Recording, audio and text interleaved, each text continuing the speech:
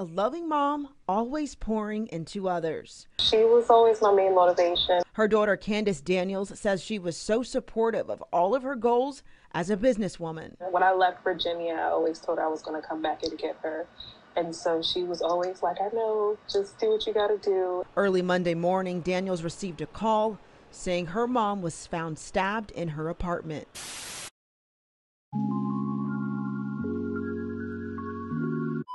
"58-year-old Valarie Mcelroy was a loving, quiet, and beautiful woman who was best known for pouring into those around her.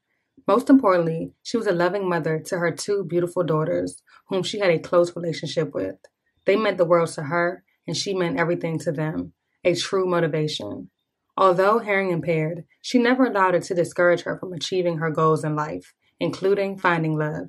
She was involved in a long-term relationship with her significant other, Anthony Johnson, who was also hearing impaired.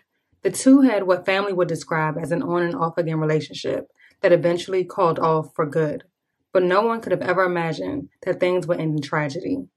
Around 11 p.m. on November 27th, Chesapeake, Virginia police responded to an apartment in the 1900 block of Robert Hall Boulevard to conduct a welfare check. Upon entering the apartment through an open window, they would locate an unresponsive adult female and male. A woman has died and a man seriously hurt there in what police are describing as a domestic violence incident. Officers were conducting a welfare check around 11 last night on Robert Hall Boulevard, and that's when they found the victims. Police haven't told us how the woman died or how the man was hurt. Detectives are still investigating. The victim was identified as 58-year-old Valarie Mcelroy, who was sadly pronounced dead at the scene. She had been stabbed to death in what they immediately realized was a domestic incident. The male, who was found unconscious and injured with a bloody knife in his hand, was identified as 61-year-old Anthony Johnson. He was taken to a local hospital for injuries to his wrists and thighs and is expected to make a full recovery.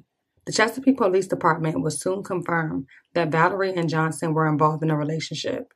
It was noted that upon entering the apartment, police discovered a love seat blocking the front door, indicative that Valarie was more than likely being held against her will inside of her own apartment. Just 2 days after her senseless murder, Chesapeake police would arrest Anthony Johnson for his involvement in what they believe to be a domestic violence incident. According to Anthony, he has no understanding of what happened and does not understand his charges. According to family, the two had no history of violence. However, Johnson began showing up to Valarie's home and job unannounced just a few weeks prior to the murder. Valarie's daughters, along with other family members, expressed concern regarding her safety, at which point she began withholding information from them. She just made sure to extend love and grace to everyone around her. Candace Daniels says an early call on Monday changed her life forever. My uncle told us that my mother was stabbed to death. Chesapeake police say a welfare check on Sunday night led them to 58-year-old Valarie Mcelroy's apartment. Court documents say police officers entered through an open window and noticed a love seat blocking the front door. Inside paperwork says they found Mcelroy stabbed to death. Investigators also saw 61-year-old Anthony Johnson unconscious with a knife by his hand and injuries to his wrists and thighs. Police charged Johnson with first-degree murder. The documents say he is expected to make a full recovery, and they go on to say Johnson told police he doesn't know what happened or understand his charges. They were seeing each other on and off. They were boyfriend and girlfriend at one time, but I know they broke it off. Daniels says her mother had known Johnson for a few years. In my family, we saw the signs. We always expressed our dislike with him, and we just always expressed that something just didn't settle well with us, but we just kind of didn't want to be overbearing to our mother. Daniel says the two dated briefly. She says they didn't have any past issues, but over the last few weeks, her mother said Johnson was trying to come around more. I was starting to hear about him popping up at my mother's job and showing up at her house unannounced. Daniel says she wishes her mother confided in her more. Me and my sister would always kind of tell her, like, we don't have a good feeling about him.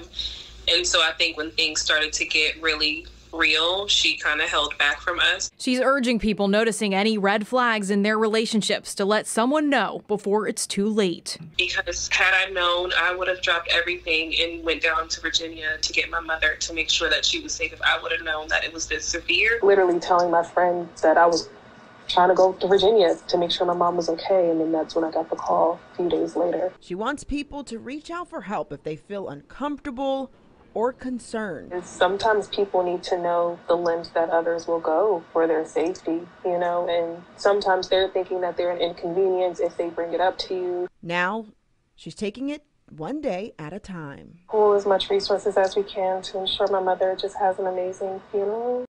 Hampton Roads, Virginia has several domestic violence resource centers, including the Samaritan House organization. Leaders there say they see an uptick of domestic violence during the holiday seasons, more than likely due to increased drinking and stress. If someone is nervous about getting help, Samaritan House Executive Director Robin Gauthier says they can just start with a phone call. Call a hotline and talk to someone. It doesn't mean you have to be committed to doing anything, to coming in. You don't have to, have shelter. You don't have to, enter any of our shelter. Just to enter some of our service provisions, you can speak with a victim advocate who can safety plan with you and can do a lethality assessment and say, hey, these are the danger signs. A GoFundMe was created by Valarie's family to cover her unexpected funeral expenses. 61-year-old Anthony Johnson was charged with first-degree murder in the death of Valarie Mcelroy. The case remains ongoing.